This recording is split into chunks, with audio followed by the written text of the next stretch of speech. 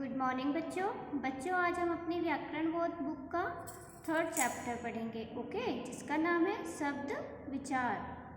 Chapter 3 ना, क्या नाम है? शब्द विचार। ओके, लिखा हुआ है वर्ण मिलाएं शब्द बनाएं, वर्ण मिलाएं शब्द बनाएं, पढ़ें पढ़ाएं ज्ञान बढ़ाएं, पढ़ें पढ़ाएं ज्ञान बढ़ाएं। ओके, चैप्टर का क्या नाम है हमारा? शब्द विचार। यहाँ लिखा हुआ है वर्णों के मेल को पढ़ो और समझो। तो वर्ण आप पढ़ चुके हैं पहले हम, है ना। वर्ण क्या होते हैं? जैसे हमने स्वर पढ़े आ इ ई उ ऊ, है ना। और व्यंजन स्वर पढ़े हमने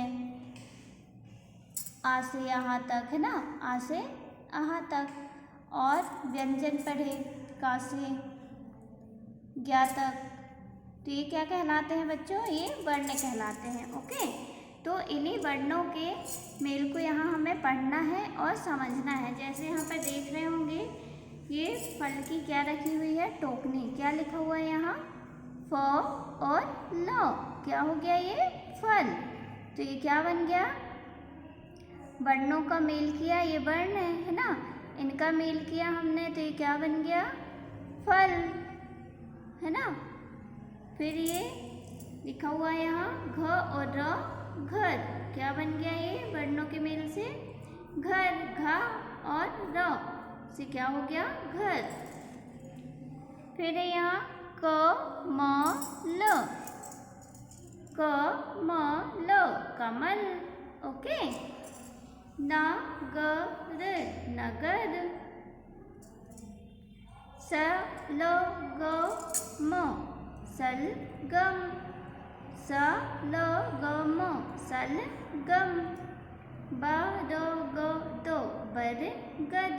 तो ये क्या किया हमने? वर्णों का मेल किया, तो उससे क्या बन गए? ये शब्द। ओके, हमारे चैप्टर का नाम क्या है? शब्द विचार, है ना। शब्द विचार। तो हमने जब वर्णों का मेल किया तो उससे क्या बन गया? शब्द। जैसे हमने फा और ला लिखा हुआ है, इसको मिला दिया तो क्या हो गया? ये फल। ओके, शब्द। शब्द किसे कहते हैं? शब्द को इंग्लिश में वर्ड कहा जाता है। ओके, अभी हमने वर्णों का मेल किया तो उससे क्या बने? शब्द बने, है ना। तो हम समझते हैं कि शब्द क्या है, किसे कहते हैं शब्द। ध्यान से सुनिएगा और समझिएगा, है ना बच्चों।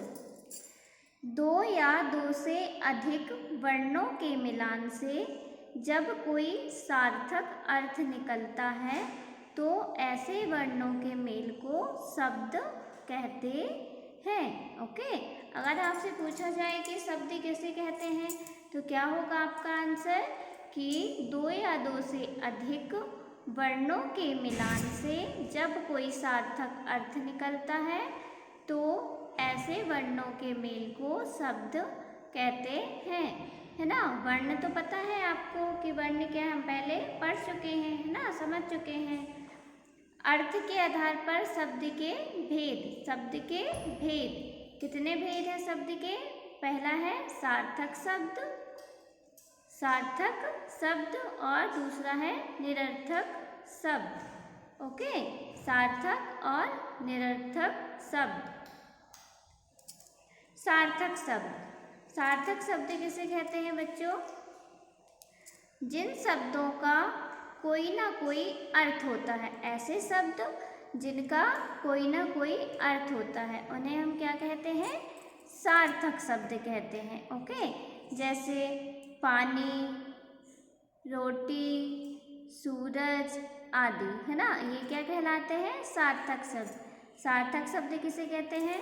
जिन शब्दों का कोई ना कोई अर्थ होता है, ओके, उसे हम क्या कहते हैं? सार्थक शब्द, है ना। सबको पता होगा पानी, रोटी, सूरज, है ना, सबका अर्थ है, तो ये क्या है? सार्थक शब्द।